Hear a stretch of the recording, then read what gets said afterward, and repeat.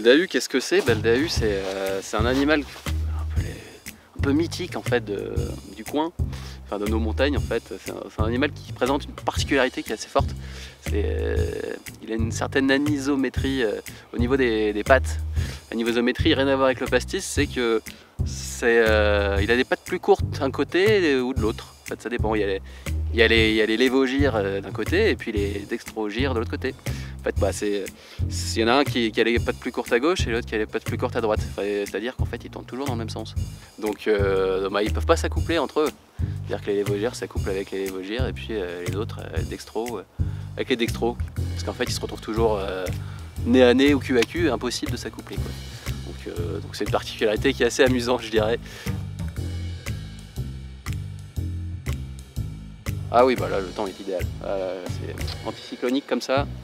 C'est au début du printemps comme ça, quand la neige commence un peu à fondre, l'atmosphère se réchauffe et puis le dahu, lui, il flaire un peu, il commence à flairer un petit peu les petites plantes là qu'il aime bien grignoter et puis il sort. Donc moi c'est vraiment là, je me planque. Petit poussé deviendra grand. Ouais. On a des peu de choses.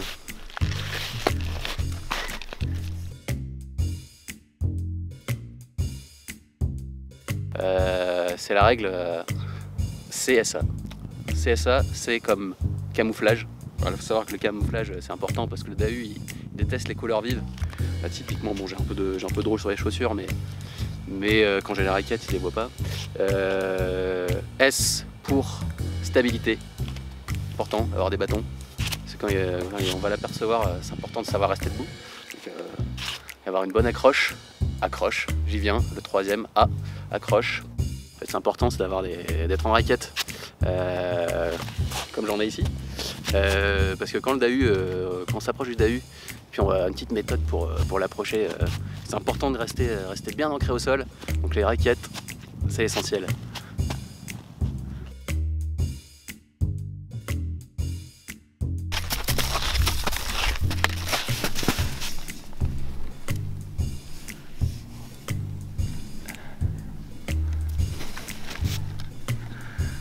Il y en a un pas loin.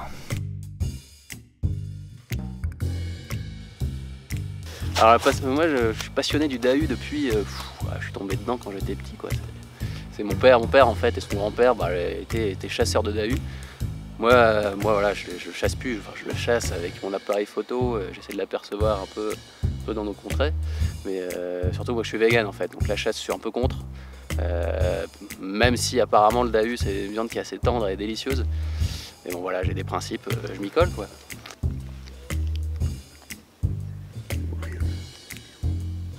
Ah bah oui. Parfaitement. Où est-ce qu'il se cache? Wow. Hey. On est un là? Ah non. Ah, c'était une marmotte.